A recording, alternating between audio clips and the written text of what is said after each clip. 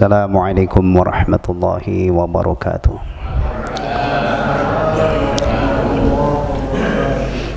Bismillahirrahmanirrahim. Alhamdulillahilladzi hadana lihada wa ma kunna linahtadiya laula an hadana Allah.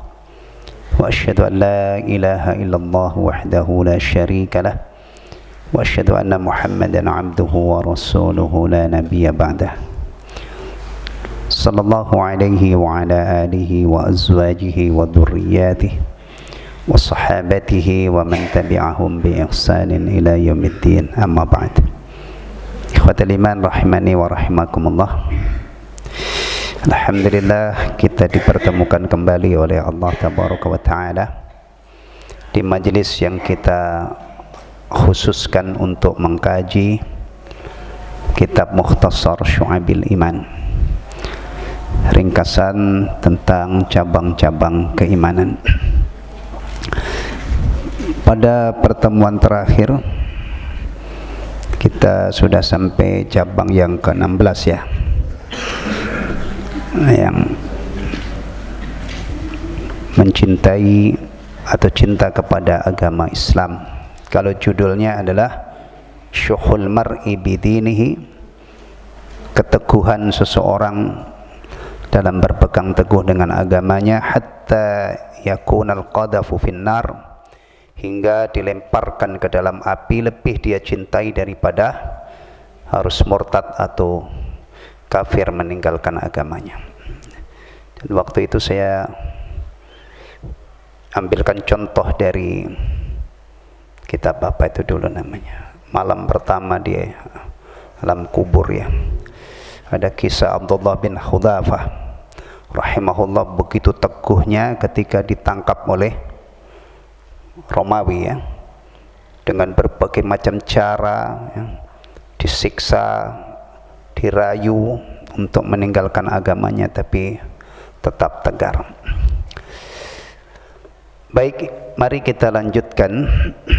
Malam ini kita menelaah As-sabi'a asyara min syu'abil iman, cabang iman atau bagian iman yang ke-17, talabul ilmi, menuntut ilmu. Maksudnya ilmu apa ini? Nah ini perlu dijelaskan. Talabul ilmi ini dimaksud adalah menuntut ilmu agama, menuntut ilmu syar'i, menuntut ilmu keislaman, yang kadang-kadang sudah dibagi-bagi ya, menuntut ilmu akidah atau ilmu keimanan, menuntut ilmu fikih, menuntut ilmu tentang akhlakul karimah ya. Baik, ikhwatal iman rahimani wa rahimakumullah, sebelum kita telah apa yang dipaparkan dalam bab ini, kenapa ada kewajiban menuntut ilmu yang akhir-akhir ini kurang diperhatikan oleh kaum muslimin wal muslimat. Apa kaitannya menuntut ilmu ini? Apakah kaitannya dengan nyari duit? Apakah kaitannya dengan ekonomi supaya kita lancar? Bagi sebagian orang ya, persoalan hidup yang paling besar, yang paling pokok sekarang ini adalah ekonomi. Ada ya yang seperti itu, mulai bangun tidur ya, kemudian sepanjang hari dikuras energinya sampai apa bahasanya, nyaris tepar gitu ya. Ya, Masya Allah, sampai enggak ibadah padahal dia agamanya Islam. Bahkan kadang-kadang itu sudah seharusnya pulang karena ada lembur ya, matanya sudah ngantuk, didoping pakai minuman-minuman energi itu ya. Masya Allah, akhirnya kurang istirahat ya kan, capeknya kelewatan, keluarga tidak dapat haknya. Masya Allah, tentu bukan kesana arahnya. Menuntut ilmu syar'i, ilmu Islam, ini kaitannya dengan keberadaan kita di dunia ini. Wa ma khalaqtul jinna wal insa illa liya'budun. Tidaklah aku ciptakan jin dan manusia melainkan supaya mereka ini beribadah kepada aku. Kalau kita bicara ibadah itu ada unsur yang istimewa, at-tauhid. Kita kalau berbicara ibadah itu diawali dengan keyakinan annahu la ilaha illallah wahdahu la syarikalah, bahwasanya tidak ada yang berhak disembah dan diibadahi kecuali Allah. Baru setelah itu kita tahqiqul ubudiyah, merealisasikan penghambaan kepada Allah sepanjang hidup kita. Sepanjang kita ini masih punya akal sehat, dari balik sampai mati. Wa'bud rabbaka hatta ya'tiyakal yakin. Untuk inilah ya, kita harus menuntut ilmu supaya kita bisa beribadah kepada Allah Subhanahu wa taala. Nah, persoalan ibadah ini kalau kita kaitkan dengan akhirat, itu pertaruhannya apa? Persoalan ibadah kalau kita kaitkan dengan akhirat, pertaruhannya apa? Surga atau neraka? Orang-orang yang tunduk patuh kepada Allah Subhanahu wa taala punya masa depan cerah. Tapi orang-orang yang sombong, yang membangkang, yang kufur, ya, itu mengerikan. Mereka tidak punya peluang untuk bahagia di akhirat kalau dia sampai mati dalam keadaan tidak bertobat dari keadaan tersebut. Jadi ke sana arahnya, ya. Maka jauh-jauh hari, ya, istilahnya masalah menuntut ilmu ini harus kita perhatikan beberapa hal. Niatnya, saking istimewanya ilmu syar'i yang di sini disebut apa namanya, dicantumkan sebagai cabang ke-17. Saking mulianya ilmu syar'i itu, kalau salah niat saja itu sudah diancam oleh Allah melalui lisan Rasulullah sallallahu alaihi wasallam dengan ancaman yang mengerikan. Barang siapa yang menuntut ilmu yang seharusnya dia itu ikhlas dalam menuntutnya, tapi dia menuntutnya itu dengan niat yang lain, gak menjumpai surga. Itu ilmu istimewanya ilmu syar'i. Tapi kalau ilmu dunia, orang belajar kedokteran, belajar ekonomi, belajar arsitek misalnya, untuk supaya dia bisa mencari nafkah, itu nggak apa-apa, orang itu ilmu dunia. Tapi untuk syar'i itu baru niatnya saja, ya, harus lurus, bersih niatnya karena Allah. Juga nanti kalau sudah mendapatkan, hati-hati. Kalau seandainya ada orang ini sudah menuntut ilmu kemudian menguasai ilmu yang banyak, hafidh Al-Quran misalnya, ya, sebagai sumber ilmu syar'i, penghafalan hadisnya banyak banget, ilmu-ilmunya yang lain penunjang banyak, tapi dia sombong. Orang yang menyombongkan diri bermodalkan ilmu syar'i itu lebih parah daripada orang yang sombong karena ilmu-ilmu yang lain. Ya, demikian juga kalau sudah punya tapi disembunyikan, ya, dia tidak mau berbagi, atau sekalinya berbagi misalnya mahal banget, oke, saya mau bagi, tapi sini kumpulin sapi Anda, karbo Anda misalnya, apa, na'udzubillah min dzalik. Barang siapa yang ditanyai tentang suatu ilmu syar'i, dia punya ilmu tapi tidak mau menjawabnya, itu juga sudah dikhabarkan oleh Rasulullah sallallahu alaihi wasallam, orang ini diancam dengan ancaman uljima bilijamin yaumal qiyamah. Mulutnya itu dikasih kekang dari apa? Besi, ya, besi di hari kiamat. Ini harus ketika kita masuk bab ini, maka hal-hal ini perlu kita ingat-ingat kembali. Untuk apa thalabul ilmi? Supaya kita bisa ibadah. Nah, supaya kita bisa beramal saleh. Untuk apa?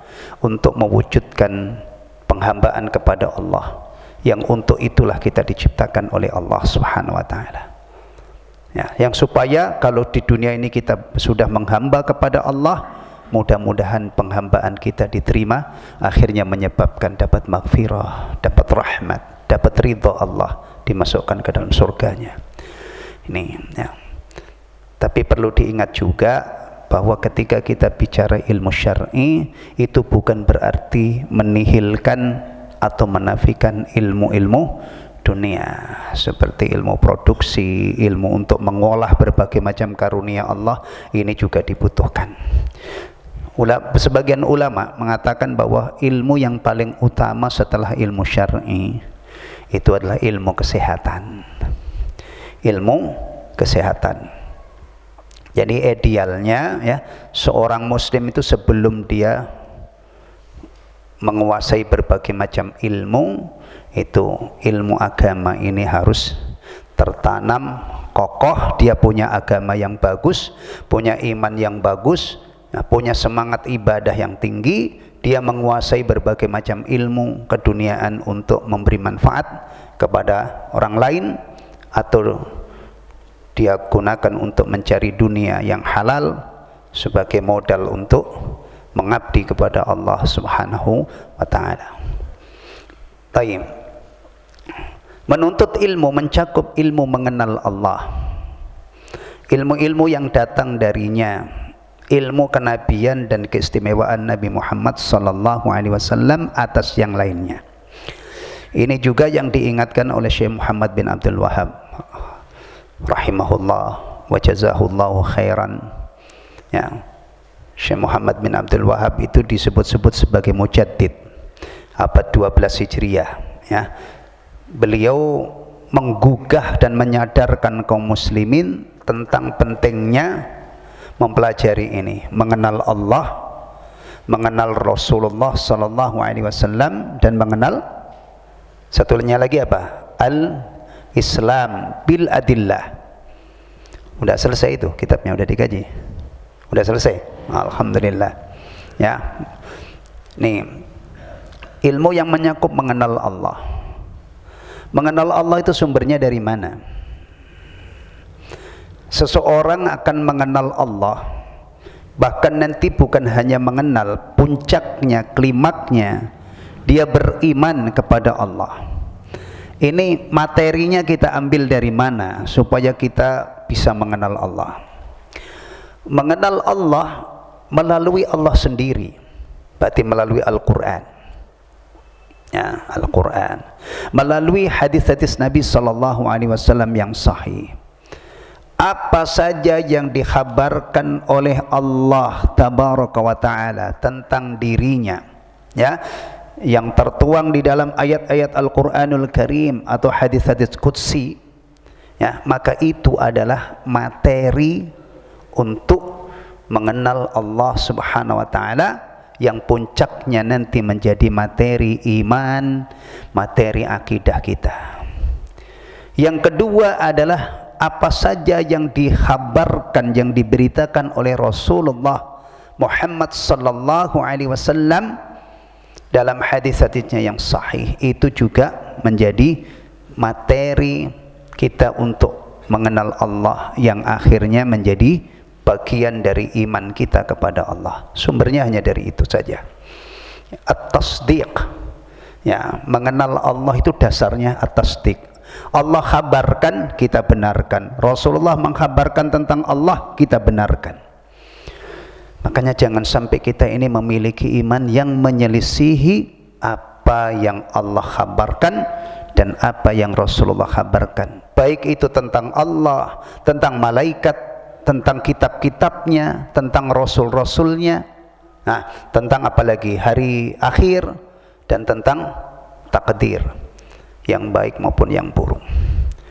Kalau syarat 3 landasan utama sudah selesai, berarti udah tidak usah saya ulas, karena Syekh bin Utsaimin rahimahullah di kitab tersebut, ya, itu menjelaskan masing-masing rukun, nah, dijelaskan sangat sistematis dan insya Allah memadai. Taib. Kemudian ilmu kenabian dan keistimewaan Nabi.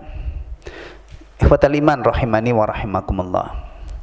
Kadang-kadang ya orang itu sudah mengenal bahwa Muhammad bin Abdullah bin Abdul Muttalib bin Hashim Al-Qurashi, ya, Al-Hashimi Al-Qurashi, itu adalah utusan Allah. Tapi ilmu-ilmu yang lain itu kadang-kadang luput, sehingga imannya kepada Rasulullah atau keilmuannya tentang Rasulullah ini tidak utuh. Bahkan untuk Rasul saja ya, itu ada tiga butir akidah yang harus kita jadikan satu. Sebagai utusan Allah, diutus untuk seluruh umat manusia sebagai Rasul yang terakhir. Jadi kalau ada orang misalnya hanya mengimani bahwa Rasulullah Muhammad SAW utusan Allah, itu saja, tetapi dia tidak mengimani bahwa beliau itu diutus untuk seluruh umat manusia, atau cuman dua saja yang dia imani, dia yakin bahwa beliau itu adalah diutus oleh Allah sebagai Rasulullah untuk seluruh umat manusia atau seluruh alam semesta, tapi tidak mengimani beliau sebagai Rasul yang terakhir. Ini belum benar imannya.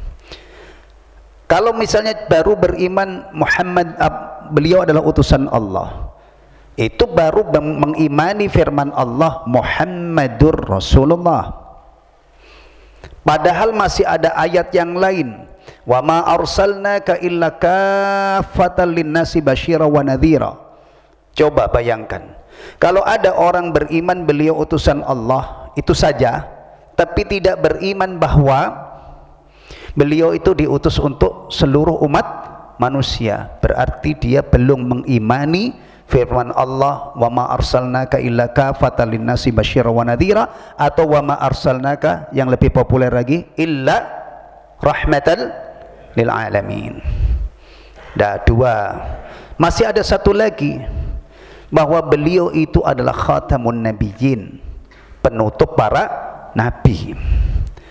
Nah, demikian juga seandainya orang Islam ini ya tidak kokoh, tidak benar akidahnya ini, keimanannya tentang Rasul tidak meliputi 3 poin pokok ini, bisa saja nanti kalau ada orang yang ngaco istilahnya ya, dia tidak bisa membantah Muhammad itu benar Rasul, tapi bukan untuk kamu, dia itu untuk orang Arab. Oh, ketika ada orang mengajarkan begini, dia tidak punya daya tahan, tidak punya imunitas, dia telan mentah-mentah. Iya ya, benar Nabi Muhammad itu hanya untuk orang Arab.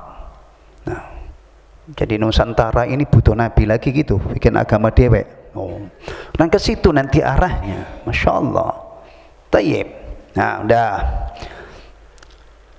Mudah-mudahan saya berharap ke muslimin terutama yang sudah sering taklim itu minimal ini sudah clear. Tinggal berikutnya ya, mengenal keistimewaan beliau ya. Musa itu Rasul apa enggak? Musa bin Imran menurut antum Rasul apa enggak? Rasul lah. Kalau enggak, kita enggak percaya Musa Rasul, ya udah enggak mungkin mukmin lah. Isa ibnu Maryam Rasul enggak?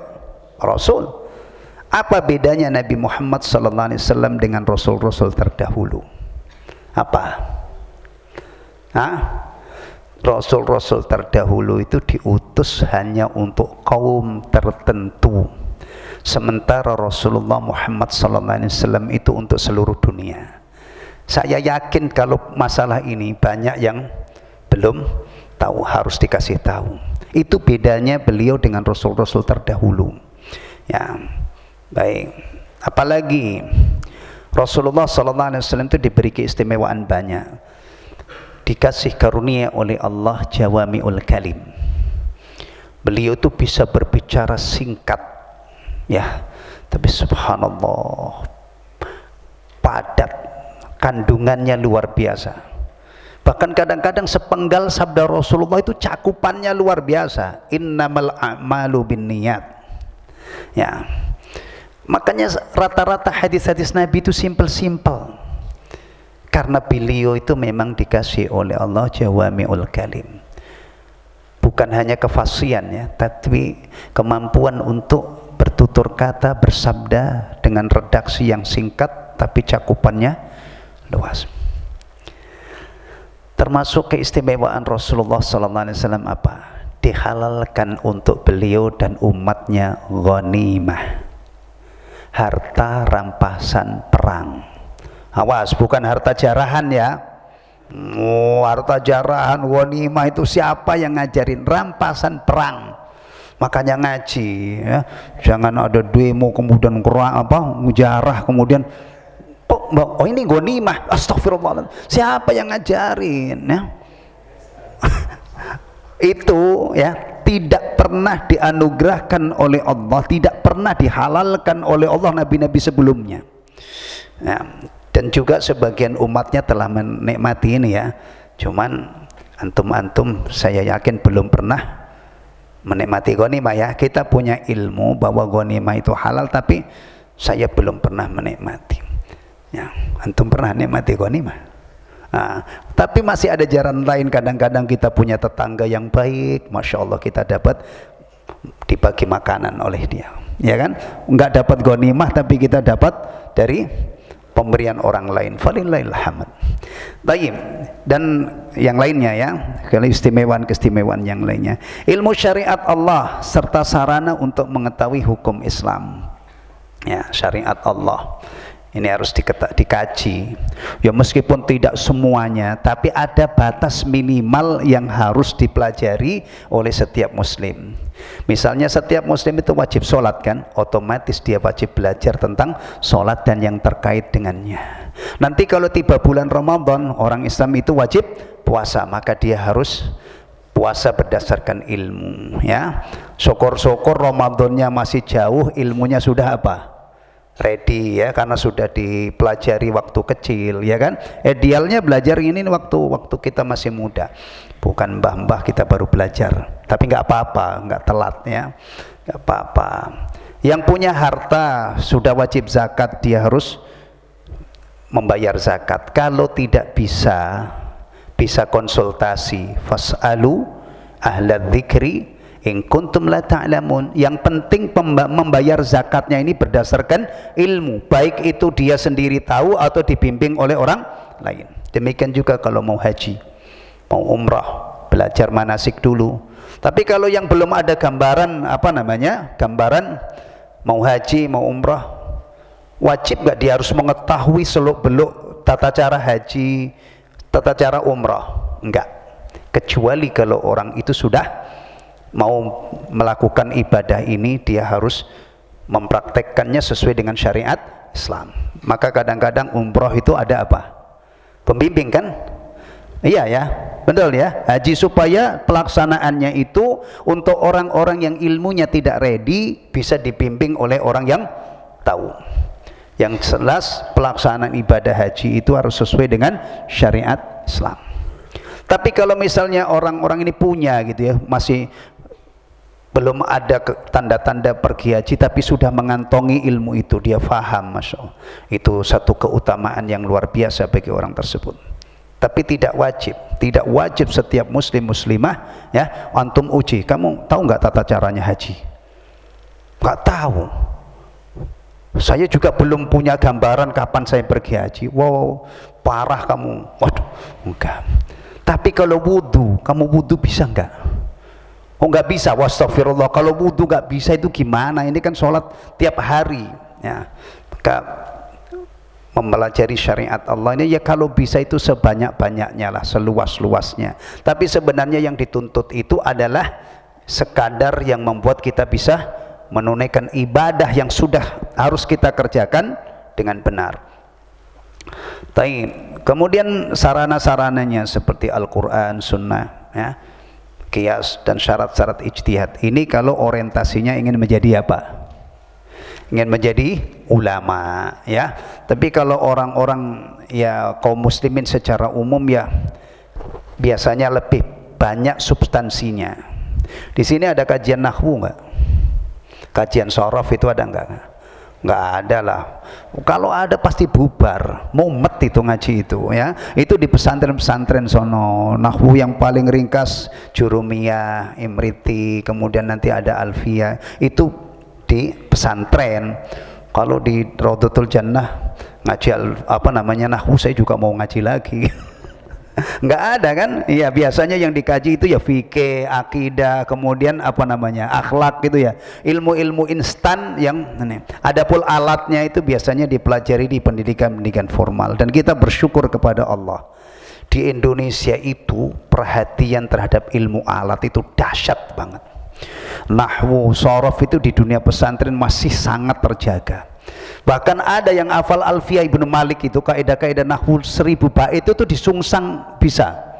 Siapa ya kemarin cerita mas saya di daerah Sukabumi itu masih ada, saking pelotoknya 1000 bait, bukan 10, itu bisa mulai dari 1000 kemudian 999, bukan dari awal. Kalau dari awal itu pasaran banget, bisa sampai segitunya ya. Masih terjaga ilmu ini di dunia pesantren itu. Dari sini mereka akhirnya bisa baca kitab ya. Nah, kalau orang Islam tidak ada yang bisa baca kitab, berarti ilmu para ulama itu mandek. Betul kan?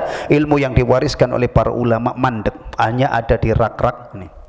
Maka jazahumullah khairan orang-orang yang mendidik anak-anak kaum muslimin sampai bisa bahasa Arab ya, kemudian bisa membaca kitab ulama, dan mudah-mudahan setelah itu mereka mengajarkan kitab-kitab ulama yang menjelaskan Al-Quran dan Sunnah kepada kaum muslimin. Akhirnya ilmu menyebar. Dan kita juga bersyukur gitu ya, di Rawalumbu, kita kan tinggal di Rawalumbu ya, alhamdulillah kajian itu luar biasa. Saya kalau pulang kampung itu di sana itu nggak ada kajian begini. Bahkan sholat berjamaah aja kadang-kadang cuma saya aja dengan ini. Kita bersyukur benar. Antum kalau benar-benar menganggap ini satu istimewa, ini membuat kita betah di Rawalumbu. Meskipun kadang-kadang banjir, nggak apalah, nggak tiap hari gitu ya. Subhanallah, mudah-mudahan dakwah ini diberkahi oleh Allah. Amin amin ya rabbal alamin. Taib. Kemudian ikhwatal iman rahimani wa rahimakumullah, ada beberapa ayat yang dikutip di sini yang menunjukkan keutamaan ilmu. Ya. Orang itu kalau mengamalkan cabang ini ya, menuntut ilmu, subhanallah, itu kadang-kadang ya tidak usah nunggu 80 tahun 60 tahun, dia bisa mengorbit menjadi ulama luar biasa. Imam An-Nawawi rahimahullah wafat umur berapa? Umurnya berapa? 45 tahun kan? Masya Allah. Tapi lihat, beliau telah mengorbit menjadi ulama yang luar biasa. Tapi kalau kita baca sirah beliau, biografi ya, itu memang sejak kecil beliau itu nggak suka main. Jadi orang yang memang diorbitkan oleh Allah jadi calon ulama itu memang dari kecil umumnya sudah istimewa, nggak kayak lumrahnya anak-anak gitu ya. Apalagi anak zaman sekarang lumrahnya main apa? Main game, diem aja. Kalau main bola malah badannya kuat. Ini kadang-kadang duduk seharian main ya, Masya Allah ya kan. Ada lagi para a'immah mujtahidin, mulai dari Imam Abu Hanifah, Imam Malik dan seterusnya, Imam Syafi'i, Imam Ahmad rahimahumullah ajmain. Masya Allah, berawal dari tolabul ilmi, kemudian sampai akhirnya mengorbit menjadi ulama-ulama level mujtahidin. Bahkan beliau ini biasanya dilabeli dengan mujtahid mutlak. Masya Allah ya. Baik, bayangkan, berawal dari mencurahkan perhatiannya terhadap masalah ini, akhirnya dapat. Maka yang dikutip di sini adalah ayat tentang ulama ya. Innama yakhsyallaha min ibadihil ulama, sesungguhnya yang takut kepada Allah di antara hamba-hambanya hanyalah para ulama. Kenapa? Khasyah itu beda dengan khauf ya, tapi inilah keterbatasan terjemahan ke dalam bahasa Indonesia. Khasyah itu beda dengan takut, beda dengan khauf. Khauf dengan khasyah itu beda. lebih dalam khasyah. Tapi kedua-duanya kalimat ini diterjemah ke dalam bahasa Indonesia takut. Kalau khasyah itu al-khaufu ma'at ta'zim, yaitu rasa takut yang disertai dengan pengagungan. Karena mereka mengenal Allah. Jadi bukan hanya takut. Karena mereka mengenal Allah, para ulama itu mengenal Allah, maka tidak hanya takut saja, tapi takut yang disertai dengan ta'zim, pengagungan. Ya, takut yang dikombinasi dengan tadallul, taat, tunduk kepada Allah. Itu yang menyebabkan seorang alim menjadi mulia, bukan luasnya ilmu, tapi khasyahnya dan ketundukannya, kepatuhannya kepada Allah, ya. Atau dengan kata lain, dia memadukan antara ilmu itu dengan amal. Barulah mereka masuk dalam firman Allah, innama yakhsyallaha min ibadihil ulama. Kemudian ayat yang kedua, syahidallahu annahu la ilaha illahu wal malaikatu wa ulul ilmi qa'iman bil qist.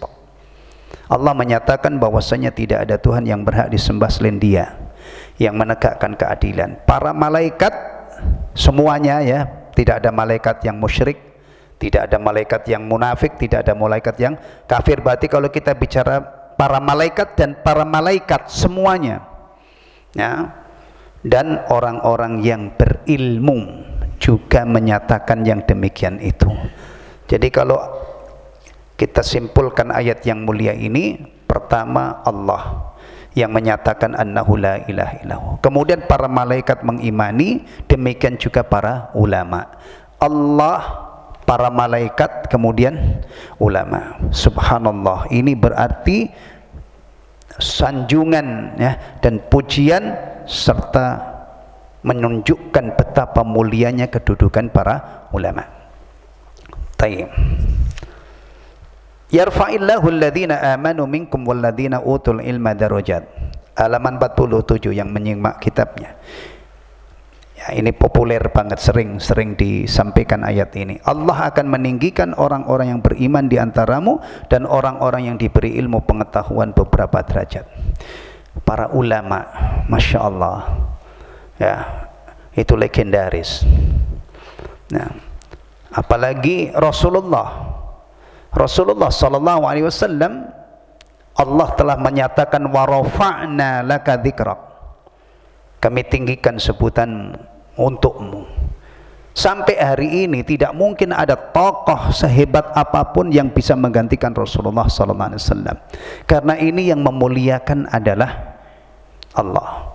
Beda kalau mau manusia itu misalnya dimuliakan oleh manusia, itu kadang-kadang membutuhkan biaya yang sangat besar, itu pun kadang-kadang tidak berhasil.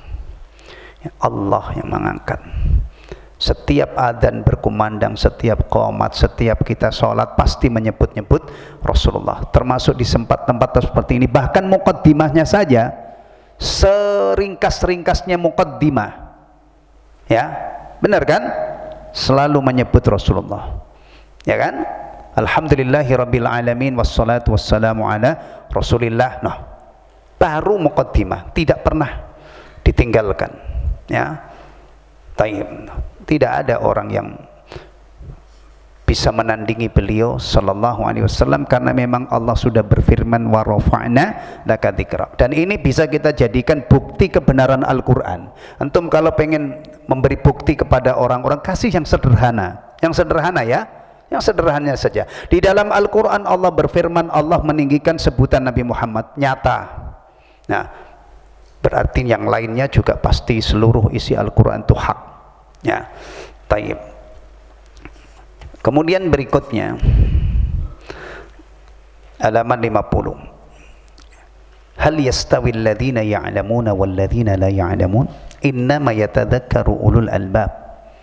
Katakanlah wahai Muhammad, adakah sama orang-orang yang mengetahui dan orang-orang yang tidak mengetahui? Lihat di sini, ya. Allah ingin menyatakan, ya, bahwa orang yang berilmu dengan yang tidak berilmu itu tidak sama. Tapi di sini disampaikan dalam bentuk apa? Pertanyaan, supaya kita berpikir, apakah sama? Hal yastawil ladzina ya'lamuna wal ladzina la ya'lamun? Orang-orang yang berakal pasti secepat kilat akan menjawab tanpa ragu, tanpa harus berpikir panjang, ya, tidak sama. Tayyib, kalau sudah tidak sama, coba kita perdalam, kita tadabbur.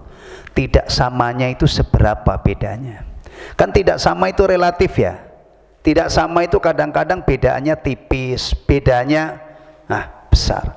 Coba renungkan, orang yang berilmu, orang yang faham tentang agama ini, yang punya ilmu tentang iman, punya ilmu tentang fikih, ilmu tentang akhlak, tentang halal dan haram, ya, tentang adab-adab syar'iyah, sampai dia punya ilmu bahwa memakai sendal itu Rasulullah perintahkan dari kaki kanan dulu. Dengan yang tidak punya ilmu, itu bedanya seberapa besar? Tayyib, ilmu itu cahaya, kebodohan itu gelap. Berarti bedanya antara orang yang berilmu dengan orang yang tidak berilmu itu seperti orang yang berjalan dalam sinaran cahaya yang terang dengan orang yang berjalan dalam gelap gulita. Atau kalau kita sederhanakan, seperti perbedaan antara putih dan hitam, atau terang dan gelap. Bahkan masih ada yang lebih ini lagi. Perumpamaannya itu seperti orang hidup dengan orang mati. Iya, orang yang berilmu dia hidup. Makanya Al-Quran itu di dalam salah satu ayat disebut ruh, ya, karena menghidupkan hati. Demikian juga Rasulullah SAW mengkhabarkan bahwa ilmu dan petunjuk yang Allah utus beliau ini itu seperti hujan. Nah, mathalu ma ba'athani Allahu minal huda minal ilmi wal huda kamathali ghaith, seperti hujan. Kenapa? Apa titik persamaannya? Kita itu kalau menyamakan seseorang dengan sesuatu itu pasti menyerupakan seseorang dengan sesuatu itu ada namanya wajhus syabah. Kalau dalam ilmu balaghah ini, ya, itu dikit-dikit saya juga dikit-dikit pernah belajar gitu, ya. Ada titik persamaannya. Rasulullah SAW diumpamakan seperti matahari. Anta syamsun, Anda bagaikan matahari. Apa titik terang, titik temunya, titik persamaannya Rasulullah dengan matahari itu apa? Terang. Matahari menyinari dengan sinarnya, Rasulullah SAW menyinari dengan cahaya iman, cahaya Islam, cahaya sunnah. Dan lebih terang mana cahaya matahari dengan cahaya sunnah? Antum kalau tinggal di kontrakan, maaf ya, kontrakan tidak ada jendelanya di tempat itu, matahari masuk enggak? Sinar matahari enggak tembus kan? Tapi kalau sunnah masuk. Antum di situ dengan istri antum, apa yang boleh, apa yang tidak boleh. Cahaya sunnah itu tembus, bahkan tembus sampai ke relung hati. Maka dia anta syamsun, anta badrun, anta nurun fauqa nur. Cahaya sunnah, cahaya Islam yang ditebarkan oleh Rasulullah itu melebihi terangnya semua cahaya yang ada di alam. Contoh lagi, kalau orang menyerupakan misalnya dengan singa, Umar kal asad, Umar itu seperti singa. Atau kalau dibikin yang lebih ini, huruf untuk menyerupakan itu dibuang, Umar asad, Umar itu singa misalnya. Titik temunya apa? Dan ini pujian loh, bukan merendahkan orang, beraninya, syajaahnya. Ya, makanya sahabat-sahabat Nabi itu disifati kalau di medan perang itu seperti singa lapar, tapi kalau di masjid kayak orang sakit. Ya, khusyuk, nangis. Tapi kalau nanti sudah ketemu musuh-musuh yang harus dibasmi, disifati seperti singa lapar karena beraninya. Taib.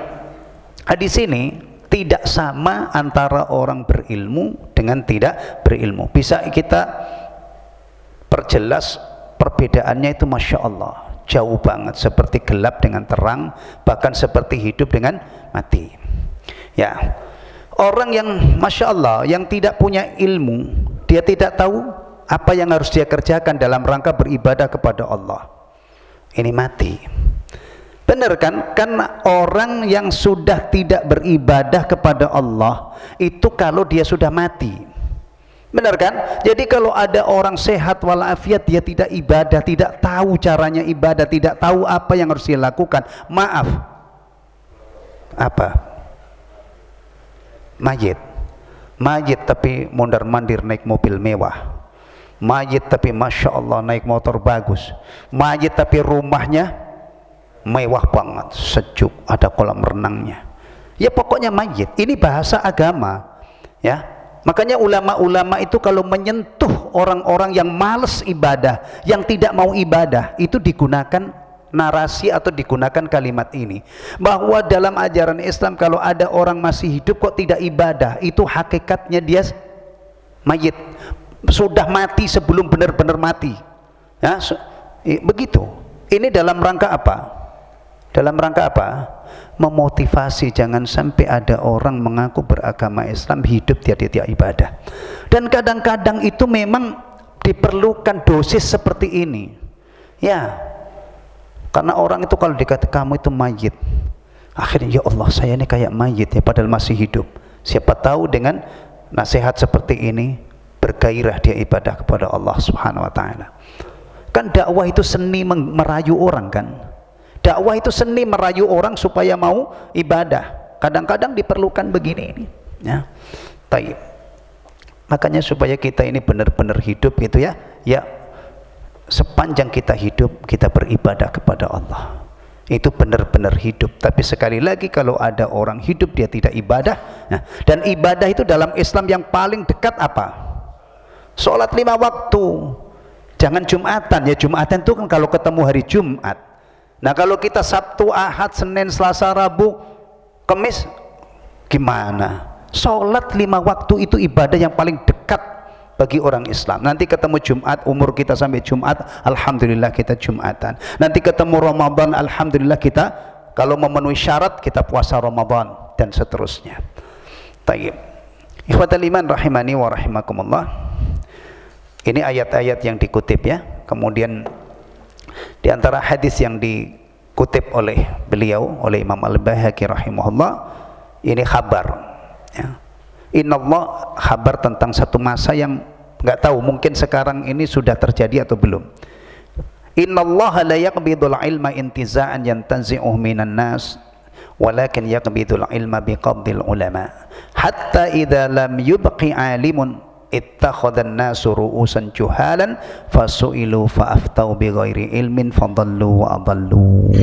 Sesungguhnya Allah tidak akan mencabut ilmu dari manusia begitu saja, ya kan? Misalnya orang tadinya hafal Quran kemudian bangun tidur hilang hafalannya, jarang. Tidak begitu Allah mencabut ilmu. Atau ada ulama masya Allah ilmunya luar biasa tiba-tiba blank ya, hilang itu. Enggak. Caranya gimana? Tetapi Allah akan mencabutnya dengan mematikan, mewafatkan para ulama. Oh, masya Allah. Nah, biasanya kalau ada ulama meninggal, yang merasa kehilangan itu siapa? Nah, ya orang Islam yang ngerti tentang pentingnya ulama. Nah, kalau ada pemain bola meninggal, pemain bola top meninggal, itu yang merasa kehilangan siapa? Ya penggemarnya. Kadang-kadang penggemar bola itu lebih banyak daripada penggemar ulama. Ya, bintang film, artis top meninggal, mau heboh banget itu pemakamannya. Yang merasa kehilangan ya, pengagum-pengagumnya, fannya, ya kan. Nah, ini masya Allah, saya khawatir kalau zaman sekarang ini ada ulama meninggal, itu orang Islam sudah tidak ada rasa apa-apa. Berarti selama ini memang sudah tidak apa, butuh ulama, tidak butuh ilmu. Padahal ada ungkapan. Ini ungkapan ini saya ingat, saya itu ada di kitab Ihya Ulumuddin Imam Al-Ghazali rahimahullah, dan ini populer di negara kita. Laulal ulama'u lasaran nas kal bahaim. Kalau bukan karena adanya para ulama, manusia itu jadi seperti binatang. Taib. Nggak tahu orang-orang apa memang pengen jadi binatang semua itu. Ya, baik. Kemudian kalau para ulama itu sudah diwafatkan oleh Allah, sehingga kalau tidak ada ulama, mereka akan mengambil para pemimpin yang bodoh tentang agama dan mereka meminta fatwa. Antum bayangkan kalau ulamanya ini sudah tidak ada, posisi ulama digantikan oleh orang-orang bodoh, kemudian jadi rujukan, dimintai fatwa, ya. Akhirnya apa? Dan memberinya fatwa tanpa berdasarkan ilmu. Maka orang yang seperti ini dirinya itu tersesat karena dia fatwanya dipegang orang lain, diamalkan orang lain, akhirnya menyesatkan. Terbayang ternyata rusaknya agama ini ketika para ulama itu sudah tidak ada. Ya, alhamdulillah kita berusaha untuk semaksimal mungkin untuk menangkal kondisi ini. Kita tidak ada ulama, tapi setidak-tidaknya kita belajar dari kitab-kitab ulama, termasuk Syu'abul Iman ini adalah karya Imam Al-Baihaqi rahimahullah. Kita manfaatkan, kita jadikan rujukan nanti di bidang yang lain, ya. Alhamdulillah, setahu saya kitab masjid-masjid yang mengadakan kajian ini tidak ada ceramah lepas, ya, tidak ada. Di sini, di At-Taqwa, di mana-mana, di Rawalumbu ini, ya, itu alhamdulillah sudah banyak masjid yang aktif kajiannya. Itu tidak ada ustadznya itu datang kemudian menyampaikan ceramah-ceramah lepas, enggak kan? Semuanya merujuk apa? Kitab. Alhamdulillah. Mudah-mudahan sekali lagi dakwah begini ini diberkahi oleh Allah Subhanahu wa taala. Baik, ikhwatal iman rahimani wa rahimakumullah. Sebenarnya masih ada yang ingin saya sampaikan, tapi sudah isya. Nanti mudah-mudahan pertemuan yang akan datang bisa saya sampaikan, ya, melengkapi apa yang sudah kita pelajari sebelum kita lanjutkan ke bagian berikutnya, yaitu menebarkan ilmu atau menyebarkan ilmu. Setelah nuntut ilmu punya, itu berikutnya adalah mengajarkan atau menyebarkan. Bahasa Arabnya nasyrul ilm, menebarkan.